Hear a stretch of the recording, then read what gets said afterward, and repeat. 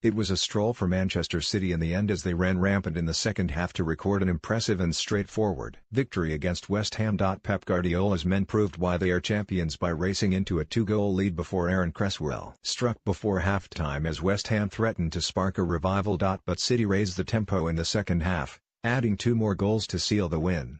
Here, Sportsmail highlight all the things you might have missed from the match. Fernandinho takes out the ref. The Brazilian has always been a robust and bullish midfielder, but he may have overstepped the mark here. The Manchester City man completely floored referee Neil Swarbrick during the first half as he tried to dispossess Edmilson Fernandes. There was no fuss from Swarbrick, though. He just simply climbed back to his feet and let play continue.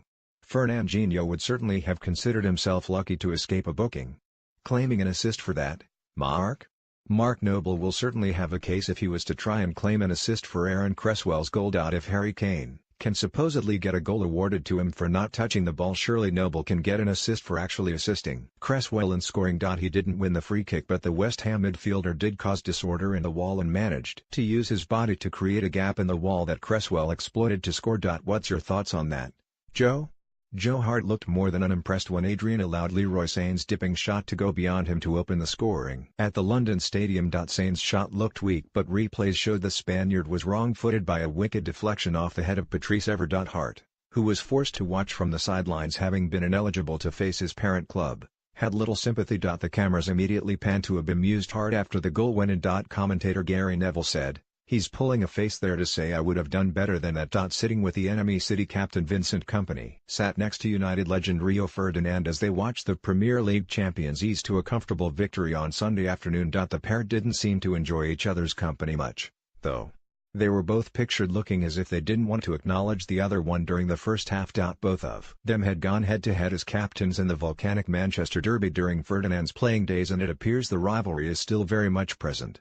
West Ham should have had a penalty. It didn't matter. David Moyes' men were denied a clear penalty during the first half after a metric mishap from the referee. Neil Swarbrick thought Ilkay Gundogan had brought Edmilson Fernandes down outside the penalty area, but replays showed the point of contact clearly happened in the penalty area. Moyes was incensed on the touchline, as were a few of the West Ham players on the pitch. They would get their justice moments after Aaron Cresswell sent the resulting free kick curling away from Ederson and into the bottom corner to bring the home side back into it. It proved to only be in vain after City ran rampant in the second half to easily claim the 3 points. Unlucky. Pablo Zabaleta is the first player to score an own goal against a side he's previously played for in the Premier League since Jonjo Shelvey against Liverpool in December 2014. The Argentinian may however take some consolation from the fact he was the one who brought up City's landmark 100th goal in the league this season.